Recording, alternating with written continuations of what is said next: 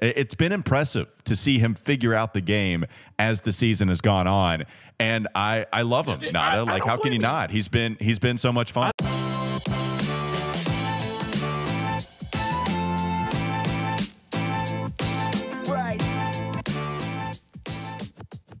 But really quick, before I begin, smash the like button for the YouTube algorithm. It seriously makes a huge difference in my videos. That way, YouTube knows to recommend this video to a brand new audience who can also smash the like button. So thank you so much for doing that, and let's begin. But my God, LaMelo looked very, very good the past 2 games. Yeah, he's looked great. And the thing is, like, and I said it over the weekend, I've tapped out. Like, I've said that this conversation is boring before, and I continue to say it. But I just don't know how you keep him out of the starting lineup right now.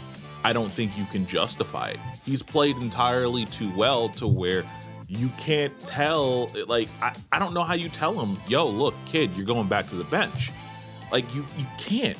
He's hitting his threes. He's being an efficient player, and you can just feel a completely different vibe out there with Gordon Hayward. You can feel it with Cody Zeller, who, mind you, went Godzeller in that first quarter against the Washington Wizards. So, he did.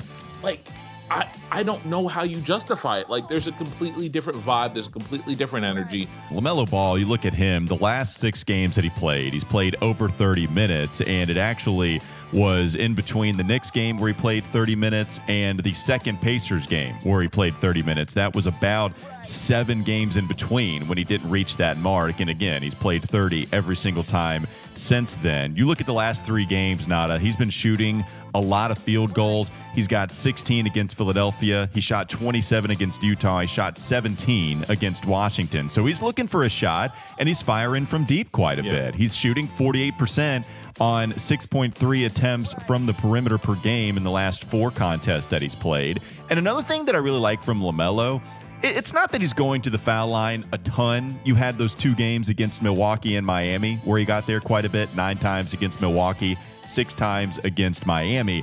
But he's hitting all of his free throws. So the last 4 games that he played, he's shooting 92.9% from the charity stripe. Then you see him against Milwaukee. He shot 100% from the line, going there 9 times. He went 4 of 4 in that first game against Indiana.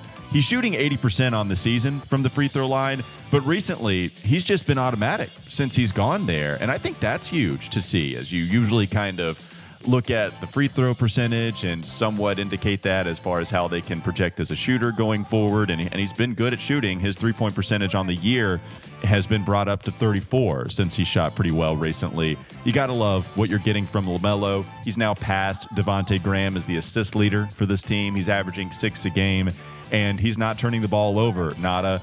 I mean, the guy really does set the tone with pace. That's something James Borrego talked about after this game against Washington, where maybe it was, I believe it was after Washington, where Borrego is talking about Gordon Hayward. The difference in him is, nobody can speed him up. Yeah. Gordon's going to play at his own pace. He's going to be extremely controlled. He's going to do what he wants. And LaMelo, while it might look herky-jerky at times, and maybe was at the beginning of this season, he looks more in control, but he also puts a lot of pressure on you. And Borrego mentioned how much this team needs that. Yes. You're seeing that.